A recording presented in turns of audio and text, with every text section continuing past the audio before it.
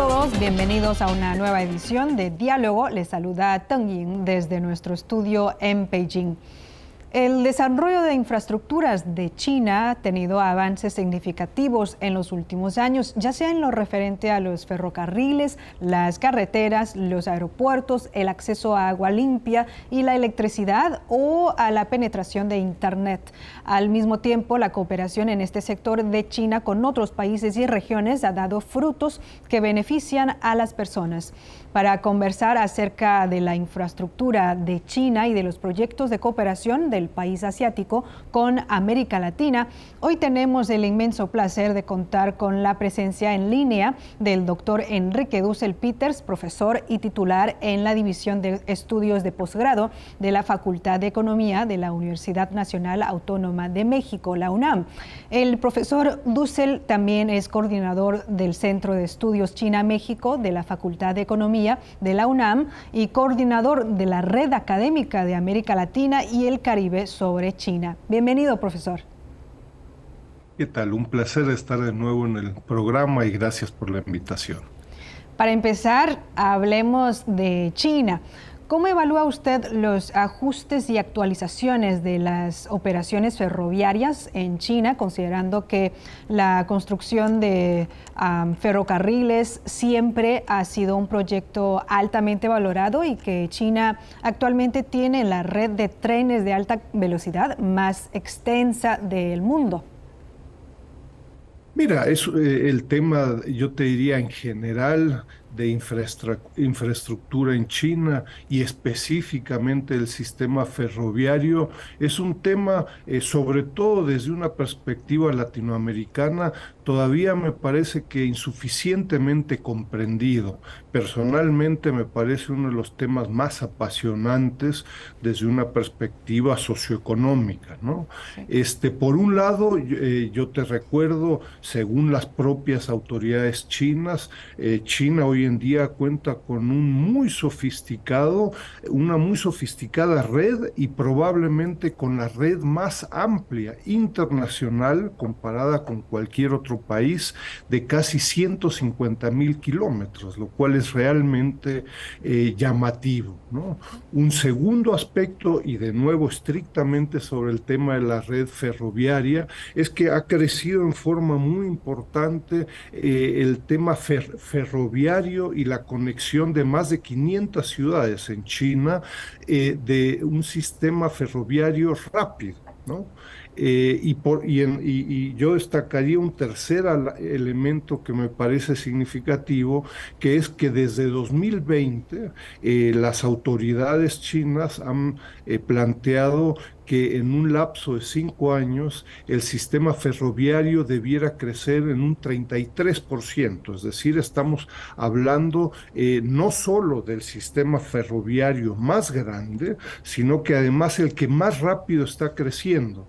Y esto es relevante también para comprender, en fin, que detrás de esta dinámica y detrás de esta espectacular infraestructura que se ha generado, detrás de ello hay miles de empresas, algunas muy grandes, otras proveedoras de menor tamaño, que están realmente logrando innovación tecnológica como en pocos otros países del mundo. Y esto para el tema de la cooperación y la internacionalización de las empresas es de la mayor relevancia, porque estas empresas, de nuevo, tienen en China un laboratorio, si uno quiere, para realizar cambios, por ejemplo, en la velocidad, pero nuevas tecnologías también, como en pocos otros países. Otros países no tienen esta dinámica para permitir este crecimiento, ¿no?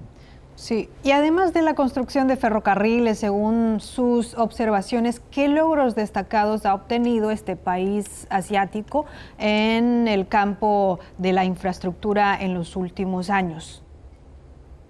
Mira, yo te diría en términos personales, he tenido el gusto y el honor de estar en muchas ocasiones desde finales del siglo pasado hasta hace un par de meses he estado en muchas ocasiones en China. Es realmente espectacular el crecimiento de la infraestructura en cualquier rubro, ¿no? Es decir, de puertos a aeropuertos, a calles, a metros, ¿no? No solo en las grandes ciudades, sino que también en ciudades de menor tamaño, de instalaciones de Wi-Fi, universidades, hospitales. Yo te diría, es probablemente uno de las principales características de China, por lo menos, en fin, desde finales de los 70s, inicios de los 80s, desde este periodo de reforma y apertura, probablemente una de las principales características de la República Popular China en la actualidad es justamente el haber generado masiva infraestructura para mejorar la calidad de vida, y me parece que es un ejemplo significativo para muchos otros países. Es decir, la infraestructura se convierte en un instrumento, tal vez incluso el principal instrumento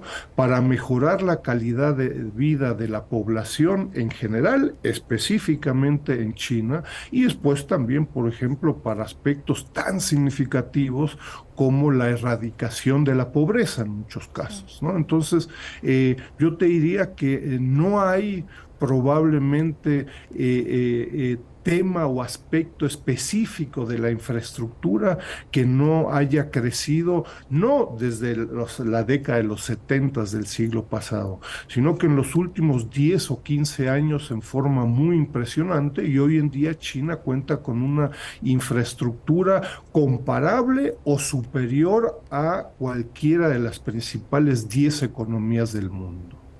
Usted acaba de mencionar algunos beneficios que trae el desarrollo de la infraestructura al pueblo. ¿Cuáles cree que son las razones por las cuales el gobierno chino concede tanta importancia a la infraestructura y qué se destaca entre los esfuerzos que ha hecho el gobierno chino en este sector? Mira, en el trabajo que venimos haciendo ya desde hace varias décadas en el Centro de Estudios China-México y en la red académica de América Latina sobre China, hemos tratado crecientemente de desarrollar algunos conceptos que están muy vinculados con el desarrollo de la infraestructura. Uno de estos conceptos es el proceso de globalización con características chinas, es decir, con base en la experiencia de China, sobre todo en proyectos de infraestructura y sobre todo con efectos muy positivos sociales, económicos, en la erradicación de la pobreza, en el incremento de la calidad de vida de China y de su población. China hoy en día, desde hace más de una década, propone justamente un modelo chino, me parece, que es de enorme relevancia para el resto del mundo, incluyendo América Latina y el Caribe. Y entonces, desde esa perspectiva, claro, el enfocarse en los proyectos de infraestructura permite afectar a la gran mayoría de la población directamente en su calidad de vida, ¿no? Esto me parece que también en el liderazgo de China en los últimos años, donde se destaca el concepto de modernización y mayor calidad, tiene mucho que ver también en el tema de infraestructura, ¿no? Es decir, no solo se requiere mayor cantidad, más metros, más aeropuertos, más puertos, sino que una mayor calidad de esta infraestructura, ¿no? Entonces, me parece que es una visión muy inteligente y que, por cierto, muchos otros países, por ejemplo, Estados Unidos, en la actualidad con la administración Biden, en 2022, decidió gastar alrededor del 10% del Producto Interno Bruto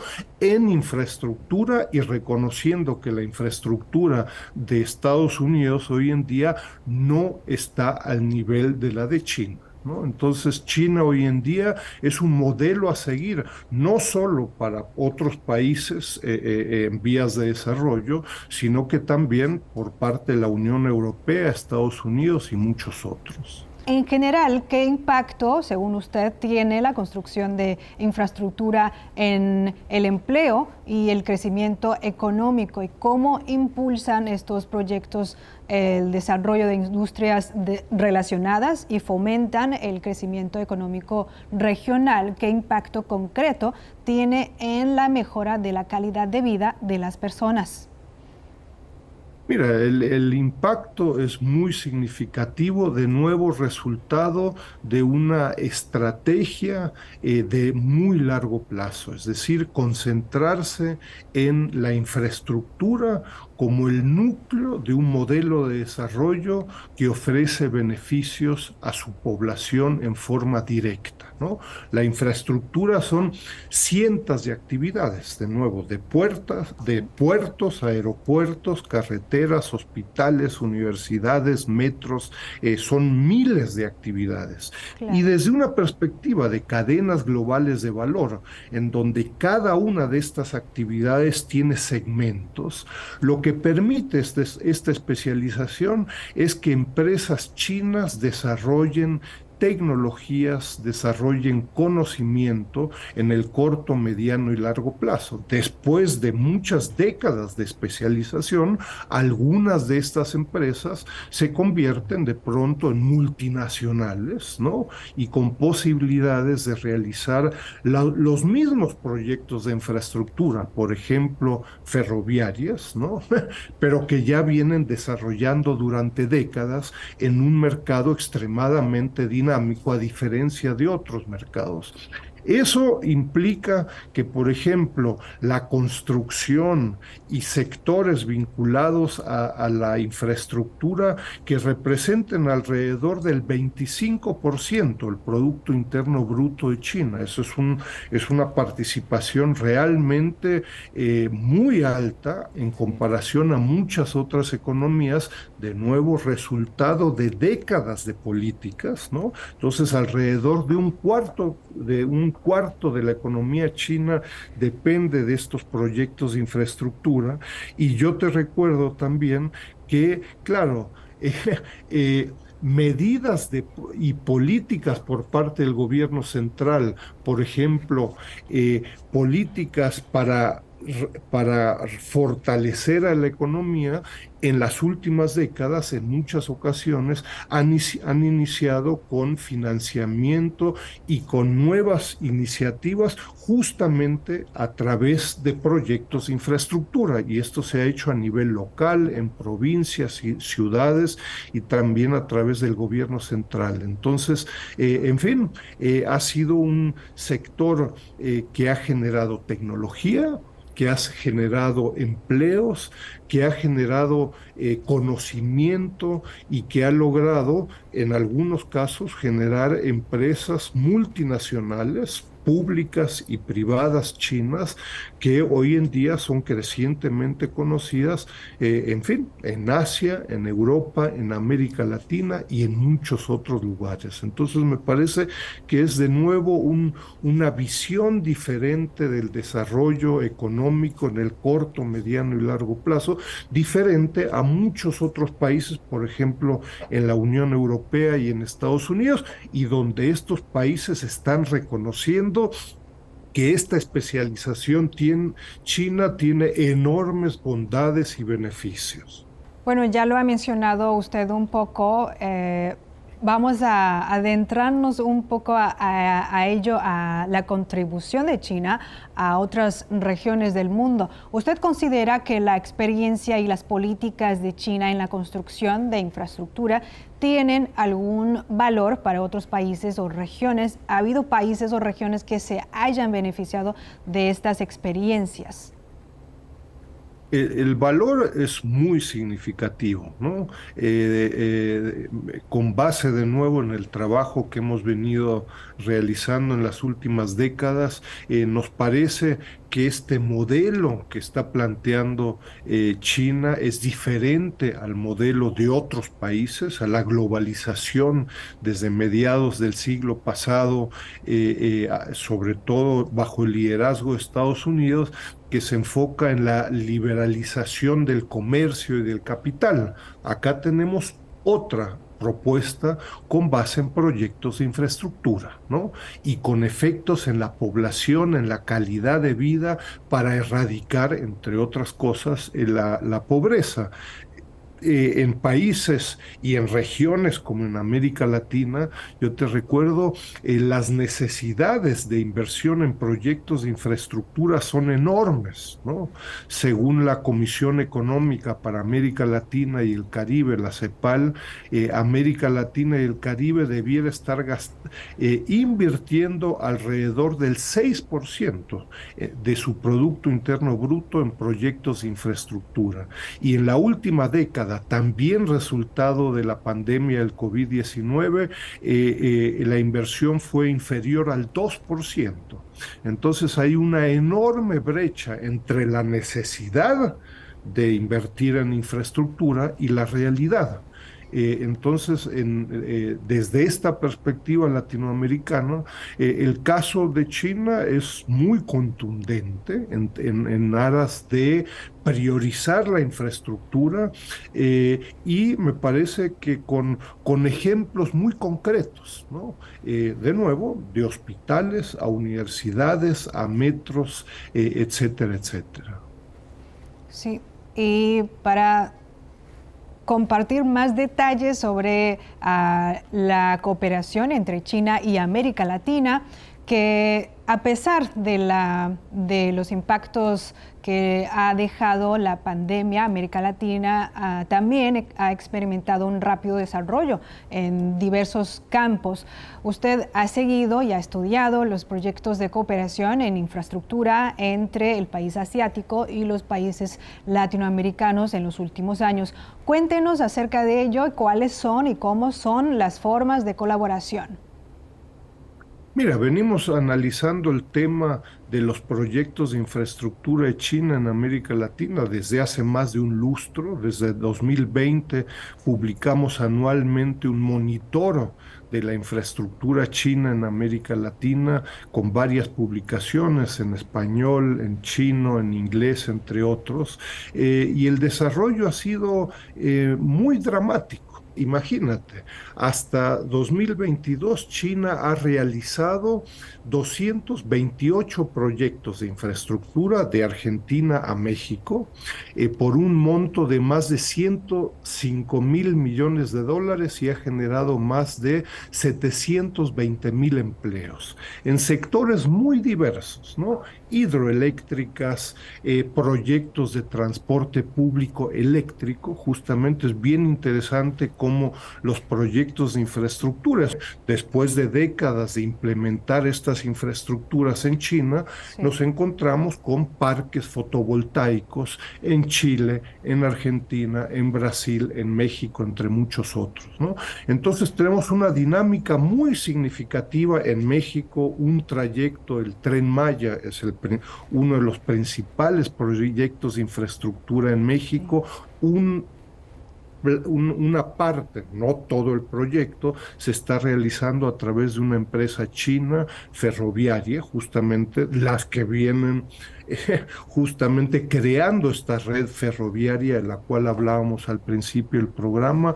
Entonces, todo apunta a que la participación de China y de las empresas chinas públicas, crecientemente privadas también, de que esta participación china en proyectos de infraestructura en América Latina, va a seguir creciendo en forma muy significativa, con base en la experiencia de estas empresas chinas en China. Como resultado, por ejemplo, de la participación de empresas chinas en la construcción de metros, de renovación de líneas de metros, de puertos, aeropuertos, de trenes mayas, líneas ferroviarias, etcétera, la población latinoamericana va crecientemente a ver el nombre de la empresa y va a decir Made in China.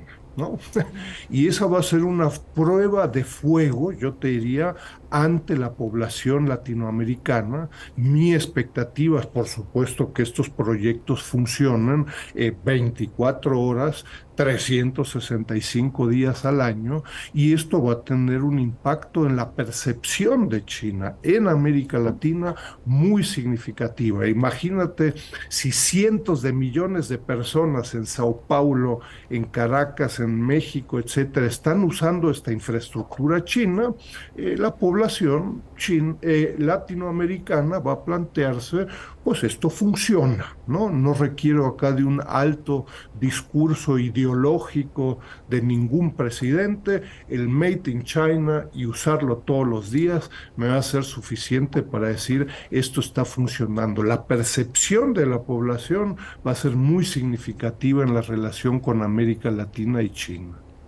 Claro, y si lo vemos desde afuera, proyectos como el tren Maya va a beneficiar sin duda, sin lugar a duda, el turismo local de esa zona. También esperamos con ansiedad leer las nuevas publicaciones de ustedes.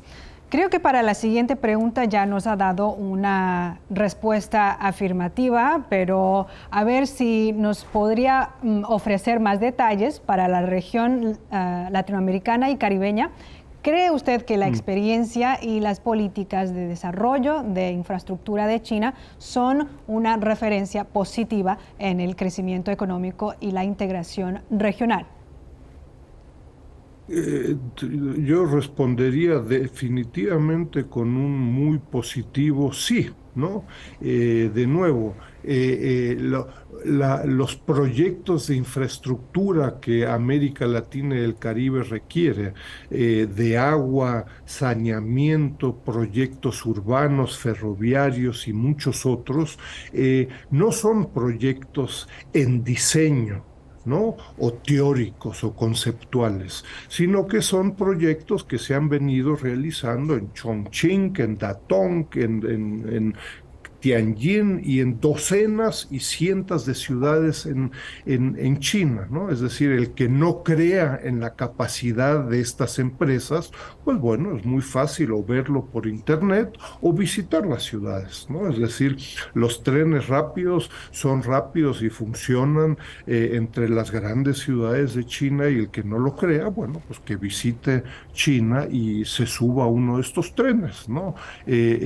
La mayoría de los países internacionalmente hablando, incluyendo Estados Unidos y la Unión Europea, no cuentan con estas tecnologías, ¿no? Entonces China y las empresas chinas en temas de infraestructura verde, no fósil, ferroviaria, también nuclear y otras, China ya cuenta con el liderazgo tecnológico en comparación con otros países, ¿no?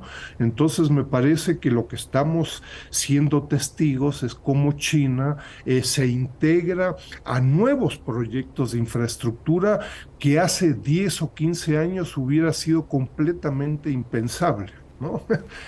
Yo te recuerdo en Centroamérica, en México, los proyectos de infraestructura de China, por diversas razones, apenas iniciaron los primeros proyectos hace 3 o 4 años. Y en el caso de México ya contamos con más de 30 proyectos en 3 o 4 años, ¿no? Entonces esto ha crecido en forma muy sustantiva, y de nuevo el impacto en la población, en la recepción por parte de partidos políticos, de otras empresas mexicanas, me parece que va a ser muy sustantivo. Y en comparación con la colaboración con otros países o regiones, la cooperación entre América Latina y China en el ámbito de la infraestructura dispone de algunas ventajas especiales. Mira, existen, yo te recuerdo, la relación de China con América Latina se realiza por un lado vía instituciones regionales, como el Foro CELAC China, que es una institución regional que existe desde 2015 y que ha Sí. sido priorizada por ambas partes y en donde la infraestructura juega un papel importante, pero existen además instituciones bilaterales de Argentina, de Ecuador y de Honduras, ¿no? Recientemente, ¿no? Entonces, ambos tipos de instituciones me parece que usualmente han destacado en forma significativa el tema de los proyectos de infraestructura y con certeza seguirán creciendo. Ojo, es importante también tener claridad que no todos los factores e instrumentos de una relación bilateral van a crecer en forma exponencial todos los años hasta el año 5000. Eso es imposible, ¿no? Entonces, lo que estamos viendo en los análisis actuales, por ejemplo, es que como resultado del incremento de las tasas de interés, por ejemplo, el financiamiento para proyectos de infraestructura en general con otros países, pero también con China, han sido más caros y han sido más difíciles. Entonces, eso seguramente llevará a que en el 2022, 2023 haya una caída o se mantengan constantes los proyectos de infraestructura. Pero de nuevo, desde una perspectiva de largo plazo, en los últimos 25 años, claramente la tendencia es a aumentar y ojo, esto también es visto con recelo por otros terceros países competidores, ¿no? En donde la presencia china está creciendo, ¿no? Sí, y una última consulta para cerrar. En términos de construcción de infraestructura, ¿cree usted que China y los países de América Latina tendrán una cooperación más profunda y amplia en el futuro? ¿Qué papel desempeña la infraestructura en la promoción del intercambio y desarrollo común entre ambas partes? Me parece que es uno de los sectores donde la cooperación entre América Latina y el Caribe y China es más prometedora, tiene un mayor potencial. También ante las enormes demandas y necesidades en América Latina, según la CEPAL, debiéramos estar invirtiendo 6% del Producto Interno Bruto en infraestructura. Solo lo estamos haciendo con el 2%, es decir, hay una diferencia muy significativa en donde China puede jugar un papel muy importante con el legado y la experiencia que China tiene en las últimas décadas y la creciente internacionalización también de las empresas chinas, es decir, las empresas chinas que hoy en día realizan proyectos de infraestructura en América Latina no lo hacen solo en América Latina, lo están haciendo en Estados Unidos, en Europa, en Asia, en África y en muchos otros países. Así es que me parece que es una relación ganar-ganar para ambas partes y donde crecientemente también las empresas chinas han aprendido las diferencias que existen en América Latina. Hace 20 años, por ahí algunas empresas tenían dificultades para comprender diferencias legales en la lengua, en la cultura, en usos y costumbres entre Argentina y Jamaica y México. Hoy en día las empresas que ya han realizado docenas de proyectos de infraestructura en América Latina tienen departamentos legales, tienen ingenieros crecientemente preparados y ojo, y también la contraparte latinoamericana tiene también crecientemente experiencia de negociación con contrapartes chinas, ¿no? Entonces me parece que el futuro es bastante prometedor. Ojo, puede haber, como en el 2022, 2023, puede haber periodos no de altísimo crecimiento, sino donde se mantienen y continuará en el futuro. Muchas gracias, doctor Dussel, por compartir con nosotros su análisis profesional desde la Ciudad de México. Les mandamos un saludo cordial desde Beijing. Un placer, muchas gracias, un abrazo. Gracias. Amigos, así concluimos esta edición de Diálogo. Gracias por su sintonía y les invitamos a seguir disfrutando de nuestra programación. Hasta la próxima.